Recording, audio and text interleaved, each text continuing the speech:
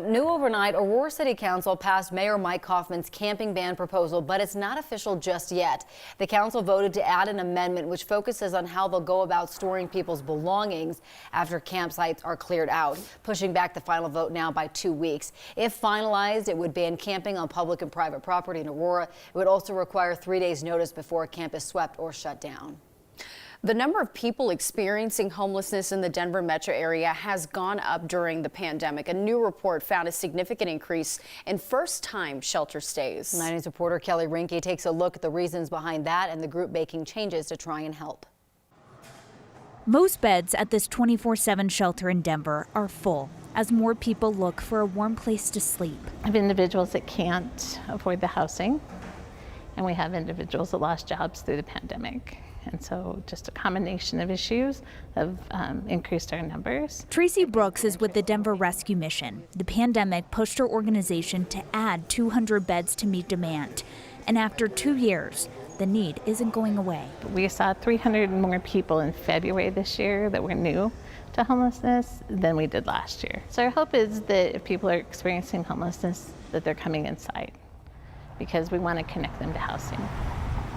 Across the 7 counties in the Denver metro area, the number of people going to shelters went up by 40% in 2021.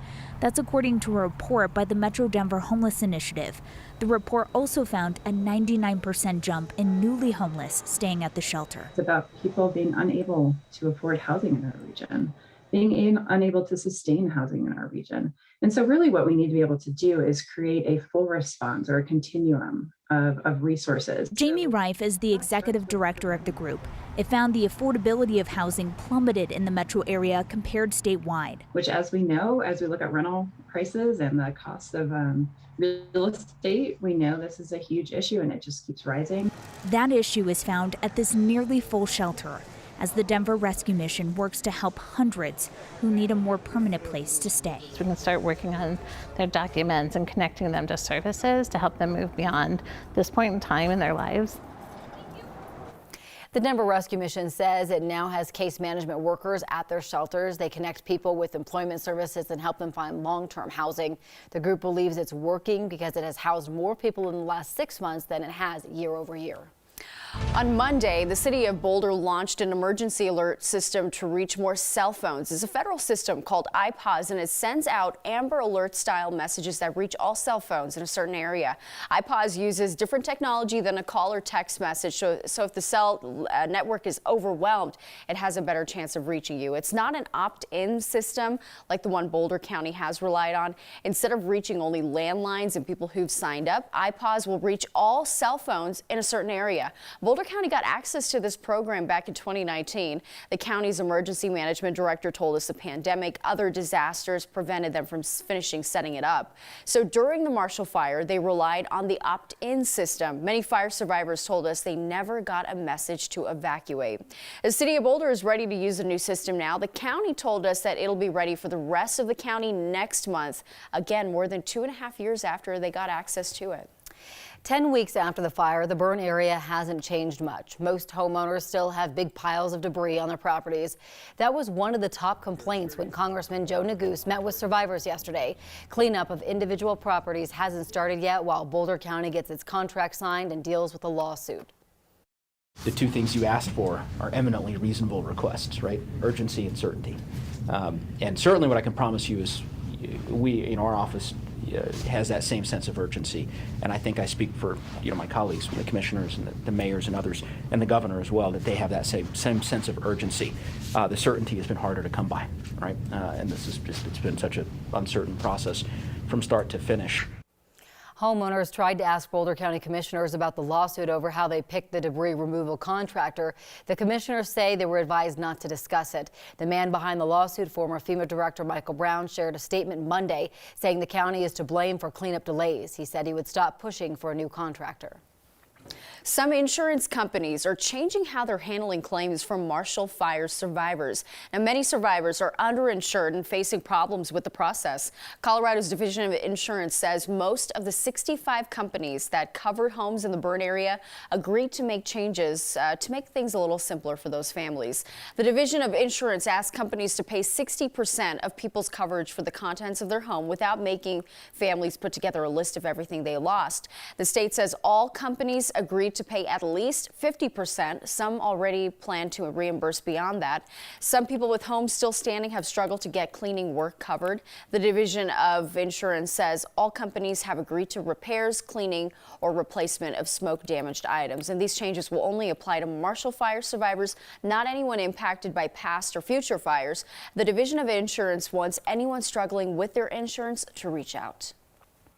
Signs of life are returning to the Marshall Fire burn area. Tulips are starting to poke through. Brandy sent us this picture. Her mom and dad's house burned down in Louisville. They noticed the tulips coming up during a visit to the property over the weekend. A fourth round of talks ended without breakthrough on Monday as Russian forces continue to hit Ukraine's capital and other cities across the country. Ukraine says a convoy of 160 cars was finally able to evacuate the city of Mariupol along a designated humanitarian route. This came after several previous attempts were met with Russian fire. A pregnant woman who became a symbol of Ukraine's suffering when she was carried from a bombed maternity hospital in the city has died along with her baby. And people in the port city of Odessa say they are preparing for an attack by sea. Ukrainian President Vladimir Zelensky will make a virtual address to Congress tomorrow. Meanwhile, Russia continues to restrict access to media, shutting down Instagram Monday and announcing its stock market will not reopen this week as the country battles to avoid default in light of extreme sanctions. And concerns are also growing about a possible Russia-China alliance. U.S. officials say Russia has requested military and financial help from China as its unprovoked assault on Ukraine continues. If they think that they can basically bail Russia out, they can give Russia a workaround to the sanctions that we've imposed, they should have another thing coming. Both Russia and China have denied the claims. The U.S. says it's also working on getting an additional $200 million in military equipment to Ukraine. And according to NBC News, the White House is discussing a possible Europe trip for President Biden to reassure allies and focus on the war.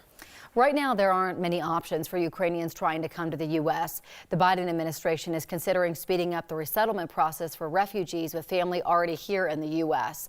That process can take years to complete. Immigration attorneys are calling on the administration to allow Ukrainians to come here without visas, like they did for Afghan refugees last year.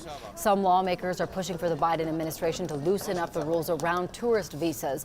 To get a tourist visa, you have to prove you're coming to the U.S. for a short period of time. It's a tough promise to make when you're fleeing a war. The Biden administration expects most people who've left Ukraine will choose to stay in Europe. A father and his son left their home in Highlands Ranch last year to live in Kyiv for a year. They had hoped to spend time in Russia so 13-year-old Jenna Brown could learn about his birthplace. They chose Ukraine because of Russian visa restrictions during the pandemic. Everything changed 8 months into their journey. The morning of the 24th, I woke at 5:30 to the sound of explosions, and it was clear what they were. So, and I knew we waited too long. Stephen and Genna left their apartment on the 20th floor, walking an hour to the bus station. Genna also has Russian citizenship, making their escape extra risky. They probably would have kept me in the country, I believe, if they took over Kyiv. And that was the one part that kind of scared me because my dad, he would be fine to leave, but they might try to keep me in. They eventually crossed the border into Poland and made it back to Colorado. Stephen says that he wanted to share his family's story because of how hard it's been and how hard it will be for Ukrainians without a support system.